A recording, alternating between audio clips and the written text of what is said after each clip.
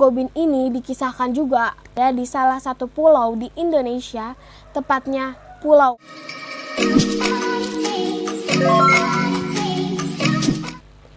Hai semua, ketemu sama aku, Baina. Gimana kabar kalian hari ini? Doain semoga kalian selalu sehat dan bahagia. Oh ya, BTW kalau misalnya kalian dengar ada suara rintik-rintik, ini aku bikin videonya lagi hujan, jadi agak berisik atau suaranya mungkin agak kurang jelas, nggak apa-apa ya. Oke, jadi kali ini aku akan membahas mengenai makhluk mitologi lagi, yang dimana makhluk ini sudah sangat terkenal, bahkan sampai kisahnya dibuat menjadi film drama di Korea Selatan.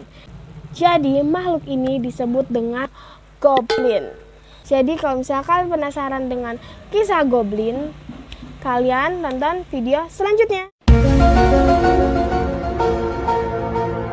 Jadi dalam sebuah cerita drama dari negara ginseng yaitu Korea, goblin ini digambarkan sebagai pria tampan yang memiliki kemampuan supranatural. Namun sebenarnya dalam beberapa kisah mitologi di dunia, khususnya di wilayah Eropa pada abad pertengahan, makhluk ini dikisahkan memiliki fisik yang amat buruk dan menakutkan, serta kerap mencuri bayi dan memangsa manusia. Banyak sekali sebutan yang berbeda-beda terhadap goblin ini di beberapa negara. Nama goblin berasal dari bahasa Yunani, yaitu kabalos, yang berarti penjahat. Kata goblin juga berasal dari bahasa Latin, yaitu kobalus. Bahasa Jermannya yakni kobalit, sedangkan di Perancis disebut dengan gobelin, dengan arti yang hampir sama, yaitu jahat, penjahat, atau roh jahat. Nama goblin yang saat ini dikenal manusia secara luas merupakan nama yang diambil dari bahasa Inggris. Menurut beberapa pandangan, makhluk ini berasal dari suku Gone tertentu. Jadi Gone ini adalah makhluk kecil dan kerdil yang biasanya digambarkan memiliki fisik tua dengan janggut lebat. Nah, goblin ini juga merupakan legenda yang dipanggil oleh bangsa Gone dengan sebutan goblins, dan biasanya diperintah oleh gob. Jadi goblin ini dalam berbagai kisah mitologi dikatakan merupakan makhluk supranatural sebangsa peri yang seringkali muncul dari berbagai dongeng dan kisah fiksi fantasi. Jadi makhluk goblin ini digambarkan memiliki fisik yang hampir sama seperti manusia, namun tubuhnya berwarna hijau seperti daun, dan beberapa pendapat mengatakan tingginya juga tak lebih dari 30 cm. Jadi mungkin sekitar seginian, ya segini, kayak kurcaci gitu. Dan nyaris tak terlihat oleh pandangan mata. Oh ya, jadi kalau misalnya kalian juga pengen tahu mengenai asal-usul peri atau hal-hal yang berbau peri, kalian bisa lihat video aku sebelumnya. Oke? Lanjut kembali ke goblin. Meskipun begitu, biasanya penggambaran goblin ini banyak diterima adalah makhluk yang memiliki tubuh kerdil dengan telinga lancip dan hidung besar serta kulit yang gelap, dan memiliki gigi yang sangat kotor. Secara umum penampilannya dikatakan sangat mengerikan. Dan goblin ini juga disebut-sebut sebagai makhluk yang usil dan suka mengganggu manusia. Mereka dapat memasuki rumah penduduk dan mengganggu dengan mengetuk pintu atau dinding rumah kemudian lalu menghilang. Selain disebut sebagai makhluk yang suka mengganggu, makhluk ini juga lekat dengan image sebagai makhluk buas dan ganteng senang bertarung.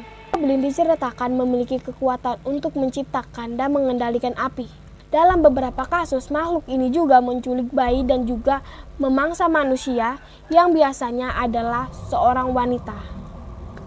Dan kepala batunya ini goblin, dia ini seringkali menculik anak atau bayi manusia lalu mengubahnya menjadi bayi goblin. Dan tak hanya itu, mereka juga kerap memberikan mantra pada seseorang untuk membuatnya mengalami mimpi buruk. Selain itu pula, mereka disebut memiliki sifat serakah dan suka pada perhiasan emas. Namun dalam mitologi lain, ada pula yang menganggapnya sebagai makhluk baik dan bijaksana. Entah yang mana yang benar. Ada yang bilang goblin itu nakal dan jahat, ada yang bilang juga baik dan bijaksana. Kalian percaya yang mana? Komen di bawah ya. Dalam beberapa mitologi disebut juga bahwa goblin memiliki saudara atau bisa dikatakan jenis lain dalam ras yang sama yang disebut hobgoblin. Berbeda dengan goblin, hobgoblin ini dikenal memiliki karakter yang baik dan menyenangkan. Mungkin hobgoblin ini kali ya yang ditemukan sama masyarakat sehingga mendapatkan pandangan bahwa dia itu baik dan bijaksana. Gimana menurut kalian? Komen di bawah ya. Dan goblin ini tinggal di tempat-tempat yang gelap dan lembab. Tempat-tempat favorit mereka biasanya adalah gua, akar pohon tua, atau sela-sela batu yang berada di tempat-tempat terpencil yang sekiranya tak terjamah oleh manusia.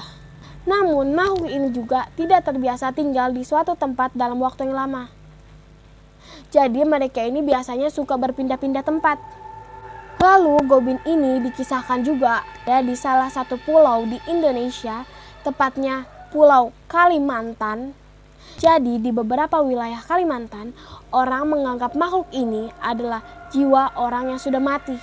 Suku-suku tertentu dari Kalimantan percaya bahwa hutan mereka penuh dengan goblin dengan roh jahat. Kepercayaan kuno ini terus ada dan dipercaya secara turun-temurun dan bertahun-tahun hingga kini.